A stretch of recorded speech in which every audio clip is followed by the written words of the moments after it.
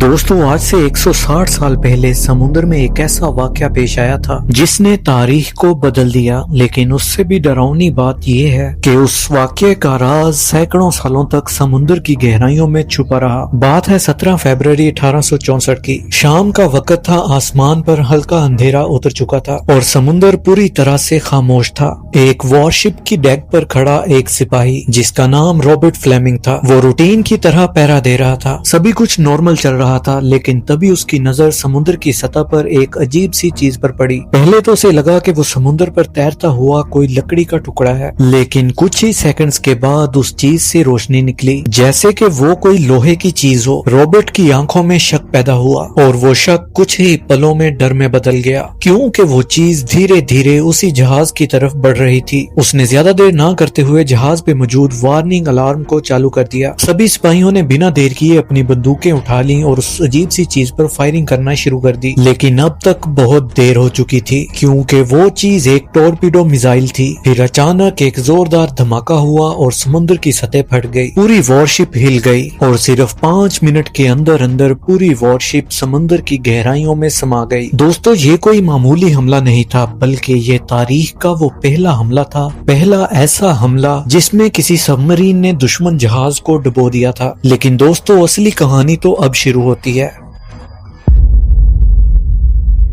جس سب مرین نے وہ حملہ کیا تھا اس کا نام تھا HL ہنلی، اور سب سے حیرت کی بات یہ ہے کہ جس سب مرین نے یہ حملہ کیا تھا وہ واپس کبھی سطح پر نہیں لوٹی۔ اس رات تو اس سب مرین نے اتحاد بنا دیا تھا اور ٹھیک اسی رات وہ اتحاد کے سب سے بڑے پراسرار رازوں میں سے ایک بن گئی۔ کہا جاتا ہے کہ حملے کے فوراً بعد سمندر کی سطح پر عجیب سی نیلی روشنی دکھائی دی تھی۔ یہ ایک سگنل تھا کنارے پر موجود لوگوں کو بتانے کا کہ سب مرین کا مشن سکسیسفل ہو چکا ہے، لیکن وہ روشنی اس سب مرین کی آخری نشانی تھی۔ اس کے بعد نہ تو کبھی وہ سب مرین دکھی اور نہ ہی اس سب مرین کے اندر بیٹھے ہوئے 8 لوگ۔ وقت گزرتا گیا، مہینے گزرے، مہینے سالوں میں تبدیل ہوئے اور سال صدی میں بدل گئے۔ لوگوں نے اس سب مرین کو ڈھونڈنے کی کافی کوشش کی، لیکن سمندر اپنے راز اتنی آسانی سے نہیں کھولتا۔ ہر ممکن کھوج ناکام رہی اور دھیرے دھیرے HL ہنلی ایک کہانی بن کر رہ گئی، ایک ایسی کہانی جس میں سوال تو تھے لیکن جواب کوئی بھی نہیں۔ لیکن پھر سال 1995 میں کچھ ایسا ہوا جس نے اس پراسرار راز کو پھر سے زندہ کر دیا، کیونکہ آخر کار سمندر کی گہرائی میں اس سب مرین کا ملبہ ملا۔ سب مرین کا ملبہ ملتے ہی پوری دنیا کی سانسیں تھم چکی تھی، کیونکہ اب 100 سال سے بھی زیادہ وقت کے بعد ہمیں وہ راز پتا چلنے والا تھا جو اب تک اندھیرے میں چھپا ہوا تھا۔ لیکن جب سائنٹسٹ نے اس سب مرین کو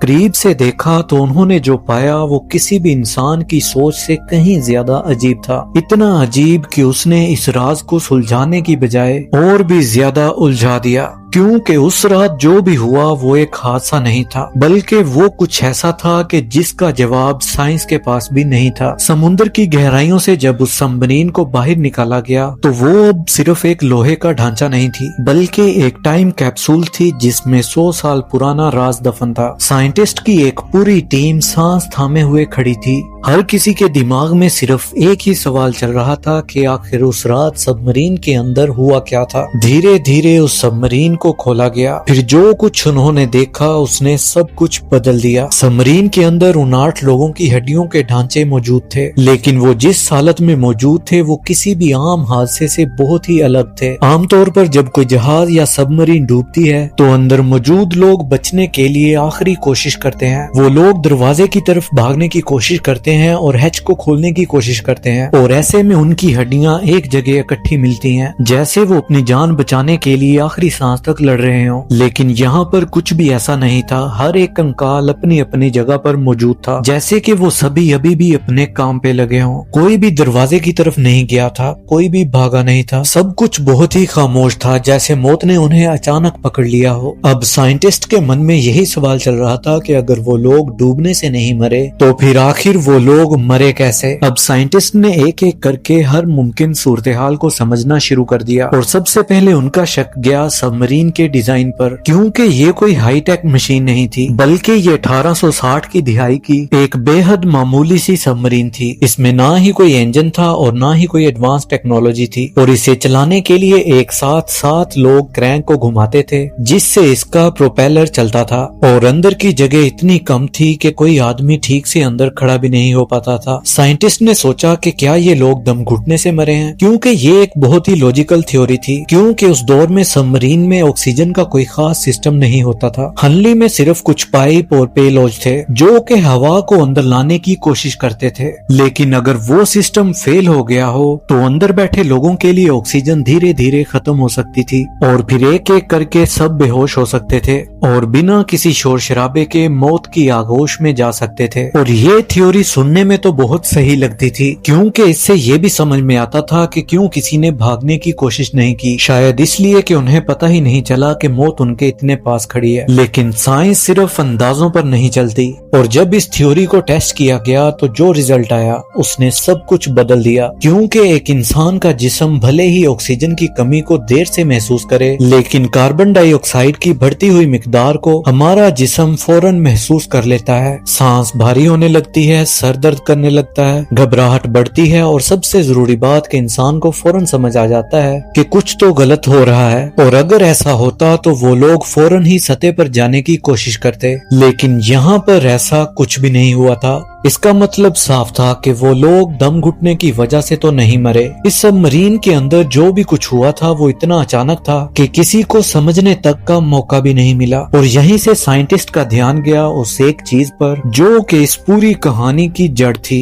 اور وہ تھا وہ بلاسٹ، وہ دھماکہ جس نے دشمن جہاز کو ڈبو دیا تھا۔ دوستو، ہم جب بھی کسی دھماکے کے بارے میں سوچتے ہیں تو ہمارے دماغ میں صرف آگ، دھواں اور ٹوٹ پھوٹ آتی ہے، لیکن اصلی خطرہ اس میں نہیں ہوتا، بلکہ اصلی خطرہ ہوتا ہے اس انویزیبل لہر میں جسے کہتے ہیں بلاسٹ ویو۔ اور یہ ایک ایسی چیز ہے جو کہ دکھتی تو نہیں لیکن اپنے آنے والے راستے میں ہر چیز کو اندر سے ختم کر دیتی ہے۔ جب کوئی بم پھٹتا ہے تو اس میں صرف آگ ہی نہیں نکلتی بلکہ اس کے ساتھ نکلتی ہے ایک بہت ہی تیز دباؤ کی لہر جو ہوا یا پانی کے ذریعے تیزی سے پھیلتی ہے، اور اگر آپ اس بلاسٹ ویو کے راستے میں آتے ہیں تو شاید آپ کو باہر سے تو کچھ نہ ہو لیکن اندر آپ کا جسم پوری طرح سے ٹوٹ چکا ہوتا ہے۔ ذرا اس رات کو پھر سے سوچئے، ہنلی سب مرین دشمن جہاز کے پاس دھیرے دھیرے پہنچتی ہے، اس کے آگے ایک لمبی نوز لگی ہوتی ہے جس کے سرے پر بوم لگا ہوتا ہے۔ پلان یہ تھا کہ وہ اس بوم کو جہاز سے ٹکرا کر تھوڑی دوری سے پیچھے ہٹ جائیں گے اور پھر اس بوم کو پھوڑ دیں گے، لیکن آخری ٹائم میں اس پلان میں بدلاؤ کیا گیا تھا، اور شاید این ٹائم پر ہونے والا یہ بدلاؤ ان کی موت کی وجہ بن گیا۔ جب سائنٹسٹ نے اس سب مرین کے آگے والے حصے کو غور سے دیکھا جو کہ بہت ہی زیادہ عجیب تھا، کیونکہ بوم کا کچھ حصہ ابھی بھی نوز پہ جڑا ہوا تھا جبکہ اسے تو جہاز پر چپک کر پھٹ جانا چاہیے تھا۔ اس کا صاف مطلب تھا کہ وہ بوم سب مرین سے الگ ہوا ہی نہیں تھا، اور جیسے ہی وہ جہاز سے ٹکرایا اسی وقت پھٹ پڑا، یعنی کہ سب مرین دھماکے کے کچھ فیٹ ہی دور تھی، اور وہ دوری بھی لگ بھگ 5 میٹر کی تھی، اور دھماکے کی وہ شوک ویو پانی سے گزرتے ہوئے سب مرین سے ٹکرائی اور بنا کسی رکاوٹ لوہے کے ڈھانچے کو پار کرتے ہوئے سب مرین کے اندر پہنچ گئی، جس کا اثر اندر موجود بیٹھے لوگوں پر ہوا اور سب کچھ 1 منٹ کے اندر ختم ہو گیا۔ دوستو، یہ تھیوری اس راز کے ہر ایک سوال کا جواب دیتی تھی کہ آخر کیوں کسی نے بھاگنے کی کوشش نہیں کی، اور کیوں کسی نے کوئی سسٹم استعمال نہیں کیا، اور کیوں سب لوگ اپنی جگہ پر ہی ملے۔ اب سب کچھ سمجھ آ رہا تھا۔ آخرکار ایسا لگ رہا تھا کہ 160 سال پرانے اس راز سے پردہ اٹھ چکا ہے، لیکن کہانیاں اتنی آسانی سے ختم نہیں ہوتی، کیونکہ اس ساری کہانی میں ایک ایسا ثبوت تھا جو کہ اس پوری تھیوری کو پوری طرح سے غلط بھی ثابت کر سکتا تھا، ایک ایسا پل جو آج بھی سائنٹسٹ کو سوچنے پر مجبور کرتا ہے،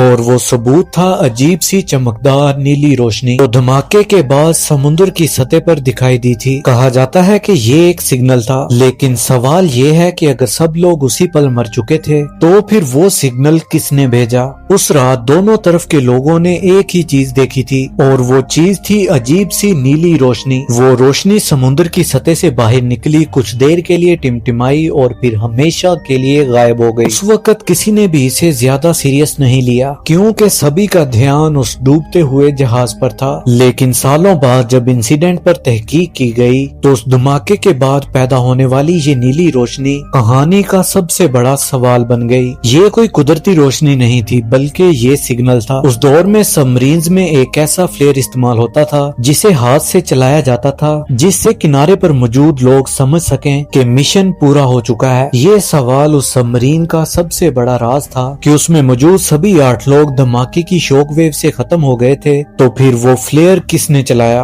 क्या उस रात उस सबमरीन के साथ कुछ और भी हुआ था कि जिसका जवाब कोई नहीं जानता? क्या किसी दूसरी मखलूक ने उस सबमरीन को डुबो दिया? दोस्तों, इस सबमरीन की मिस्ट्री आज भी अनसॉल्व्ड है। कोई भी नहीं जानता कि उस रात इस सबमरीन के अंदर आखिर क्या हुआ था और वो आसमान से चमकने वाली नीली रोशनी आखिर कहां से आई। वैसे आपको क्या लगता है कि इस सबमरीन के साथ क्या हुआ होगा? कमेंट्स में जरूर बताइएगा। अगर आज का वीडियो इन्फॉर्मेटिव लगा तो वीडियो को लाइक और चैनल को सब्सक्राइब कीजिए। मुझे दीजिए इजाजत। Good bye.